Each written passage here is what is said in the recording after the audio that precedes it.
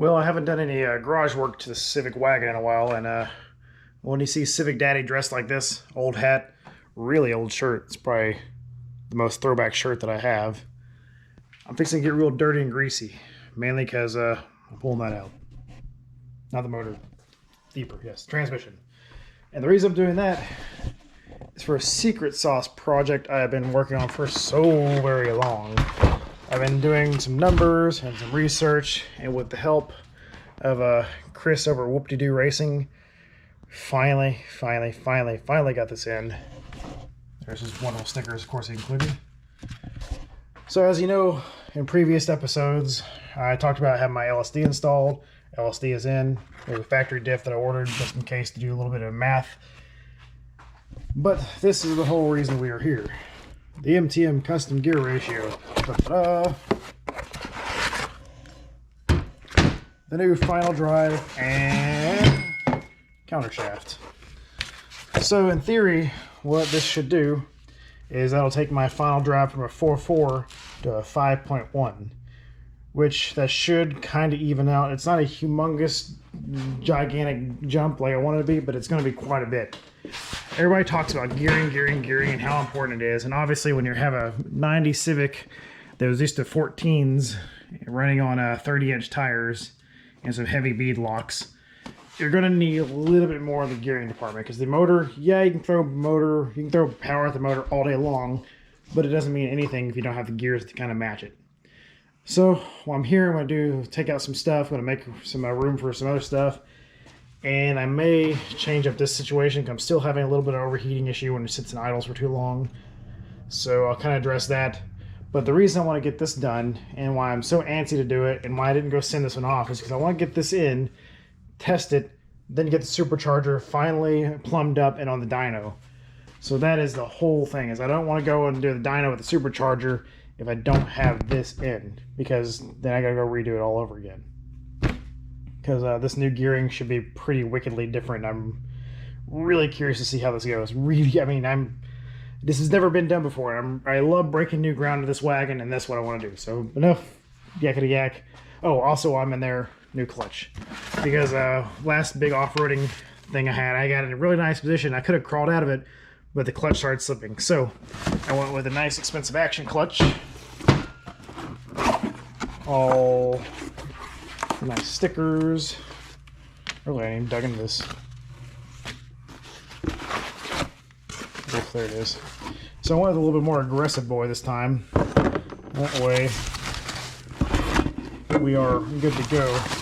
So as you can see, it is a 6-puck, and I talked to the guys and got some good info and good feedback about what I really need to do with the wagon. And for the kind of situation I was getting into, this is what I need. I want to need something a little bit more grippy, a little more aggressive than the factory stuff. And that's going to be good anyway for the bigger tires, new gears, new everything. So this plan has been going in the works for over a year now to get this all done. And that's another reason I really hadn't done a whole lot of wagon stuff, because I'd keep meaning to get to this point where I need to pull everything out and start on this. So without further ado, I'm going to go ahead and pull the transmission. I'm not going to record that though, because that's a lot of work. Several hours later, the transmission's out. It took a little bit of time. Now Justin will have you believe that you can't pull the transmission without pulling the entire motor. But I want to tell you, Justin, you're wrong, as usual. So, I got the trans out. It actually looks pretty clean here. I was kind of worried because a long time ago when I first was running this transmission, this main seal in here was just leaking like a sieve. There's like literally oil just sitting in here, and you can actually see oil flying out of the flywheel and off the clutch disc and pressure plate when it's spinning up. And I was really worried that I was going to come back, but I cleaned all the surfaces and resealed everything, and it looks like it did its job. It's now the real scary part. I have never myself taken apart a Honda transmission. Now I've done obviously a couple Fiesta transmissions with varying results. If you know about that saga, let me tell you, that was not a lot of fun. But I do have a experience about taking ring gears off from all that wonderful good time. You can see the chunks missing out of this one. Fortunately, that was not my fault. Through extensive research, and long story short, the crap LSD they sold me fell apart in two transmissions, as you can see. This is one transmission from a Fiesta, another transmission from a Fiesta. So that's not the case with this one. I'm running the in-factory LSD, and it's been awesome so far. So I will take a short break, chill out a little bit, kind of think of a plan of attack. I know I've got to separate this here, pull the C-clip off that. It's going to be interesting. I'm a little nervous, but I believe in myself, and I've really crossed my fingers a lot.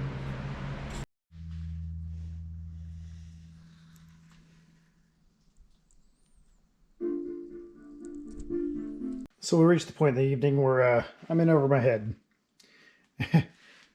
Got the main shaft out. It's scary taking all this stuff apart. Make sure that I've got everything tracked and make sure it's all still in place, which is... Alright, so this is all the super low stuff. So in the RT transmission, this is actually what the super low actually looks like. It's got its own little fork, it's got its own little thing together. It's pretty neat. Oh man, yeah, so I am quite terrified. So this is the part where I started switching the intermediate shaft. Is it intermediate shaft? Counter shaft. You go ahead and take the stake nut off. It's 32. And then you unstack this and then stack it on the new counter shaft. And as you can tell, I am pretty terrified. The terrifying thing continues. It's spooky season and all. Oh, the new intermediate shaft is all together. I'm like 69 to 79% sure this is together right. Yeah, it stresses me out, but I'm gonna make sure when it's all put together, it still rotates, still goes on all the gears. Just makes me nervous. All this makes me nervous. This whole thing makes me nervous. Anyway, this is the new big boy final drive. And as you can see, it will need to be trimmed just a hair. And it actually is pretty good. There's a little bit close there on the back side. The only thing I'm really worried about is I'm worried about this where the transfer case shaft goes. If I have to shave a little bit off that, that'll be okay. It's just gonna be really close, but that's why we did it. So I went ahead and marked up a little bit from where I'm gonna have to trim, and I'll take this in the grinding room and get this thing ground down with a die grinder tonight. And I think that's where we're gonna stop tonight after I get done. I'm hesitant to stop. It's already pretty late. It's almost 11 o'clock. Oh, I'm feeling good, but it's scary. It's super, super scary. Alright, so in typical me fashion, it is past midnight and I've been grinding away. That is a lot. It's not really that bad. It was just really scary because you see this... I tried to cover this up as best I can, but now I'm going to sit there and take all this apart and really clean the crap out of it.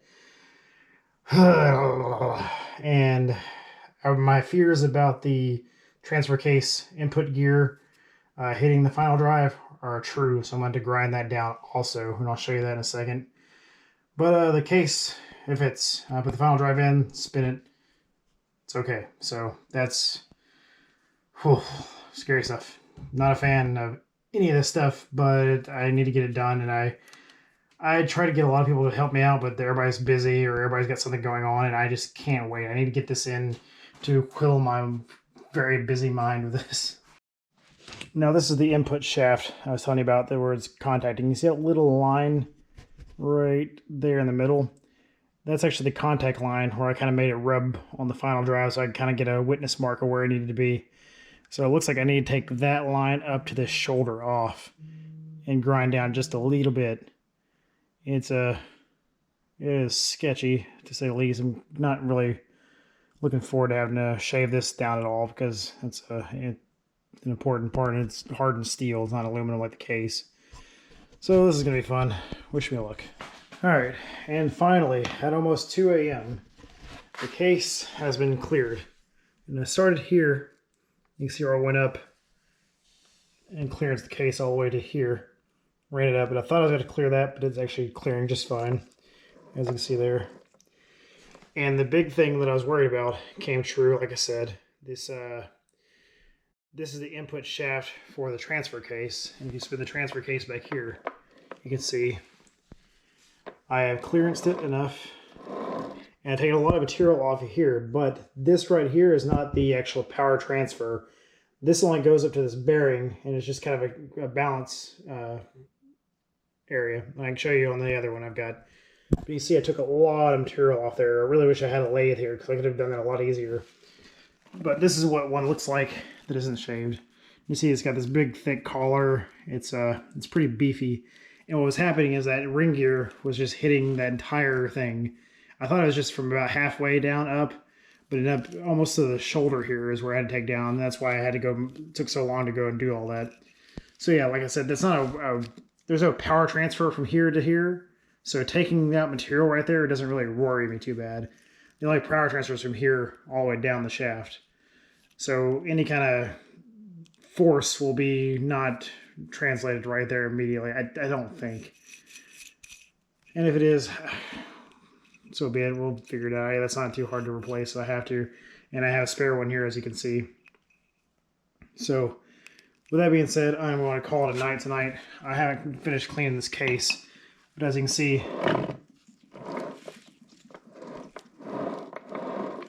this is spinning without any resistance. There's no catches, no noises. It seemed like I pushed down on it really hard. Maybe if I make a catawampus, it may hit the case a little there. So I don't know. I may end up clearing the case a little bit more before I start cleaning the case. Oh man. This is nerve-wracking, extremely nerve-wracking, if I haven't made that apparent yet. All right, I'll catch you guys in the morning. I gotta get some rest. Okay, so late into day 2, I've got the super low all put back together, got the transfer case back together with the shaved down gear we got here, and case is cleaned up, and now I'm gonna kind of go back to working on the counter shaft and the main shaft. I think everything's gonna be good to go. It's just really nerve-wracking because I keep forgetting little things here and there, and that inside of a transmission can be really, really bad. Like, so you can see the spacer there, that could be bad if you can't figure out where that thing goes. But good luck to me in trying to figure that crap out.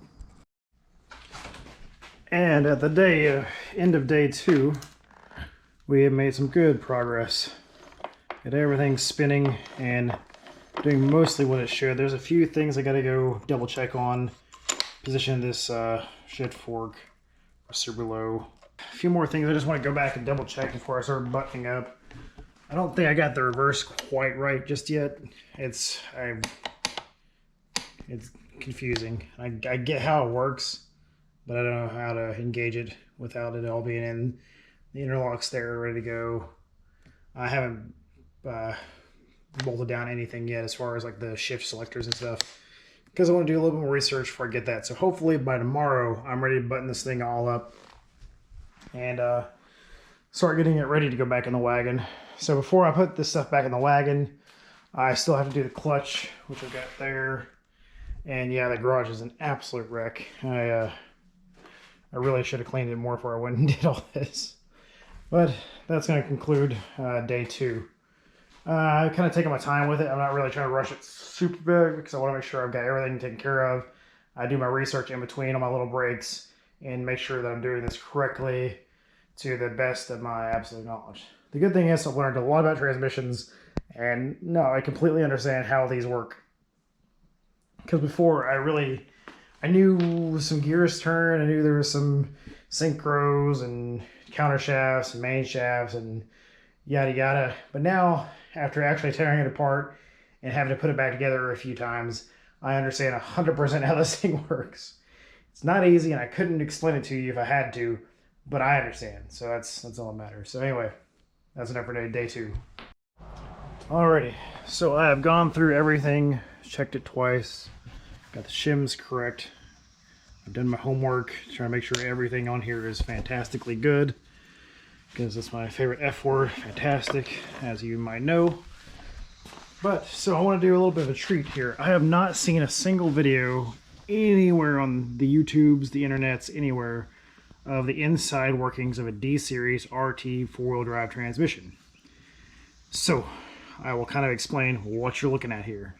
So, starting from the basics, you got your final drive. You got your, my LSD, this is the factory LSD. The very rare one that was made for the RT4WD D series transmission made it to my new ring gear, which is a 5.167, really big, overdriven from the factory. So that's hopefully what this entire install is revolving around. And now what that's connected to down here is your transfer case. I've been calling it the transfer case input shaft. It goes in here, hits a couple beveled gears, comes out here to the transfer case. That spins your drive shaft or your axles and all that stuff. So looking over here, every D series and B series, K series all has these two stacks. You got your counter shaft and your main shaft, and this has the input shaft on it and all that stuff. But what this has unique, and what a lot of wagon guys will know about, is super low. So this is your super low gear. This has its own little shift fork, has its own little collar here, has its own little whole mechanism here. And you can actually run this transmission without super low. I know Justin took his out for his race wagon just to save some weight because he really doesn't need super low. But yeah, this is what it all is. When you engage super low, this clicks in. I don't know if I'll be able to get it clicked in with one hand here.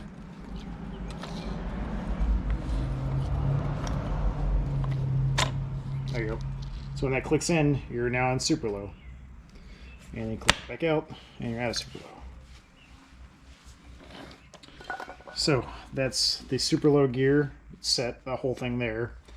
And you got your first and reverse. First is down, reverse is up. And you got your third and fourth right here. Third, and then up is fourth. It's hard to do it one-handed. And up here's your fifth. And I finally understand how all this stuff works, and it's amazing now that I actually know. Okay, so another thing, this is a little different than most other transmissions, is this whole mechanism here for the shift forks. Here's your reverse gear. I may not have that in correctly, so don't look at that just yet. I gotta go back and research that. I forgot to look at that again. But this is your reverse gear selector. It pulls up in there. That means you're all in neutral there. So whenever you get that in, there's a detent here that actually holds that up too. Yeah, this is different. So most transmission builds, you'll see they have like a 12 mil down in there, and there's a whole retainer thing. But this is all one assembly here, so this all comes out as one whole mess, as you see me do it a couple times already. So that kind of goes over the whole RT transmission. So I really hadn't seen any in-depth, up close, what it all looks like, and this is it. This is your super low stuff, which is just for this. Your transfer case stuff, which is also again just for this. And yeah, there you go. That's the whole shebang there.